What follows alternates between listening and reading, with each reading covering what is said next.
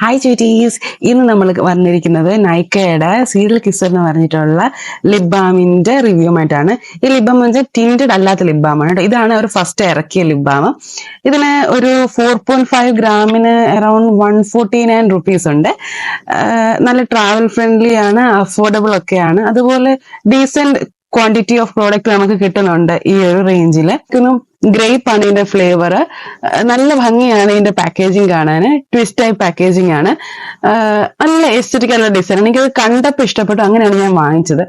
ഇനി ഇതിന്റെ ആപ്ലിക്കേഷൻ പറയുകയാണെങ്കിൽ, ഫസ്റ്റ് ഓഫ് ഓൾ നല്ല ഹെവി ആയിട്ടുള്ള ഗ്രേപ്സിന്റെ ഫ്രേഗ്രൻസ് ആണ്. ചിലർക്ക് നല്ല തലവേദന എടുക്കും. എനിക്ക് ഗ്രേപ്സിന്റെ ഫ്രേഗ്രൻസ് ഇഷ്ടമായതുകൊണ്ട് ഞാനത് അഡ്ജസ്റ്റ് ചെയ്ത് എനിക്കത് വലിയ ഇഷ്യൂ ആയിട്ട് തോന്നിയില്ല.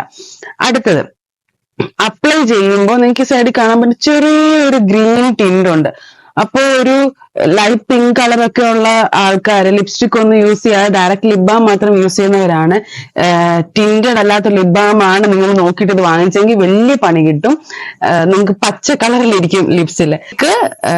ഉപയോഗിക്കാതെ ലിപ് ബാം മാത്രം യൂസ് ചെയ്യാൻ ആഗ്രഹിക്കുന്നവരാണ്, അത് നോൺ ടിൻറ്റഡ് ആയിട്ടുള്ള ലിപ് ബാം ആണ് ആഗ്രഹിക്കുന്നതെങ്കിൽ ഇത് വാങ്ങിക്കാൻ നിൽക്കണ്ട. ഇനി ഇത് അപ്ലൈ ചെയ്തൊരു 15 മിനിറ്റത്തേനൊക്കെ ചെറിയൊരു മോയ്സ്ചറൈസേഷൻ ഒക്കെ ഉണ്ട്. അത് ഞാൻ വീണ്ടും ചുണ്ട് പൊട്ടി കീറി, ഇതല്ല പൊട്ടി കീറി വളരെ മോശം അവസ്ഥയിലേക്ക് പോവും. എനിക്കത് ഇഷ്ടപ്പെട്ടില്ല.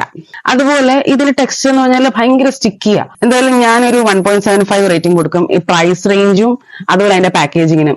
അല്ലാതെ ഈ സംഭവം ഞാൻ ഇനി വാങ്ങിക്കില്ല, റീപർച്ചേസ് ചെയ്യില്ല. നിങ്ങൾക്ക് വേണമെന്നുണ്ടെങ്കിൽ വാങ്ങിക്കണമെങ്കിൽ വാങ്ങിക്കാം. അപ്പോൾ വീണ്ടും ഒരു വീഡിയോയിൽ കാണുന്നവരെ ബൈ ബൈ.